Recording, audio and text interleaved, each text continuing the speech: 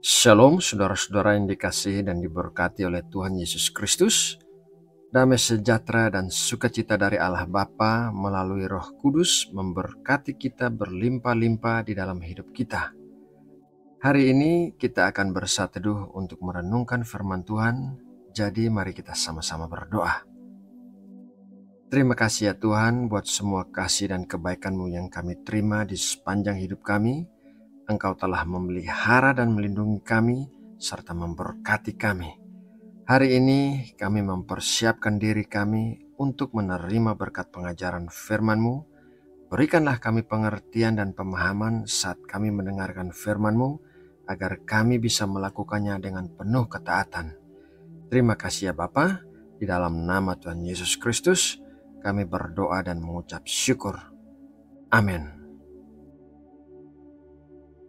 Saudaraku yang terkasih, firman Tuhan banyak memberitahukan kita tentang identitas kita sebagai anak-anak Allah, murid-murid Kristus, hamba Allah, pelayan Kristus, terang dunia, garam dunia, dan lain sebagainya. Dalam renungan firman Tuhan hari ini, kita akan membahas salah satu identitas kita, yaitu sebagai utusan Kristus. Mari kita baca tulisan Rasul Paulus dalam 2 Korintus 5 ayat 20. Jadi kami ini adalah utusan-utusan Kristus, seakan-akan Allah menasihati kamu dengan perantaraan kami. Dalam nama Kristus kami meminta kepadamu, berilah dirimu didamaikan dengan Allah. Dalam versi bahasa Inggrisnya, kata utusan menggunakan kata ambasador atau duta besar. Kata duta besar itu sendiri menurut Kamus Besar Bahasa Indonesia berarti wakil diplomatik tertinggi suatu negara yang mewakili pemerintah suatu negara di negara lain. Sebagai utusan Kristus, berarti kita adalah wakil-wakil Kristus yang mewakili Kristus di bumi ini. Firman Tuhan memberitahukan kita bahwa bumi ini bukanlah rumah kita yang sesungguhnya, melainkan kita adalah warga negara kerajaan Allah. Keberadaan kita di bumi ini adalah sementara saja, untuk kemudian kita semua akan kembali kepada Allah. Sayangnya, banyak orang Kristen menjalani kehidupan yang biasa-biasa di dunia ini tanpa menyadari identitas bahwa kita adalah utusan atau duta besar Kristus di bumi ini. Padahal sebagai utusan Kristus, ada 3 keuntungan yang kita miliki. Yaitu keuntungan yang pertama adalah kita tidak dipilih oleh manusia, melainkan dipilih Allah. Yohanes 15 ayat 16, bukan kamu yang memilih aku, tetapi akulah yang memilih kamu, dan aku telah menetapkan kamu supaya kamu pergi dan menghasilkan buah, dan buahmu itu tetap, supaya apa yang kamu minta kepada Bapa dalam namaku diberikannya kepadamu.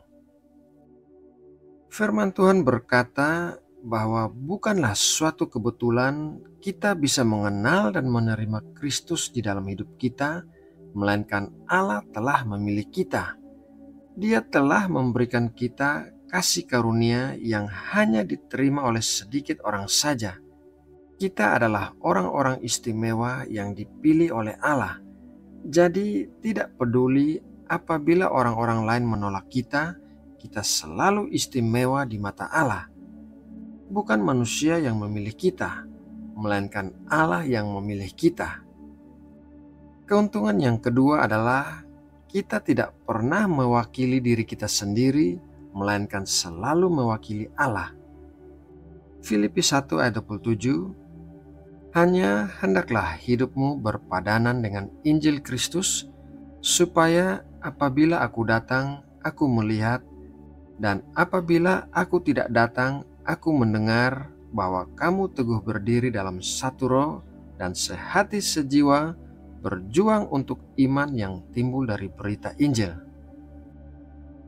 Sebagai utusan Kristus, kita tidak pernah mewakili diri kita sendiri, melainkan selalu mewakili Allah.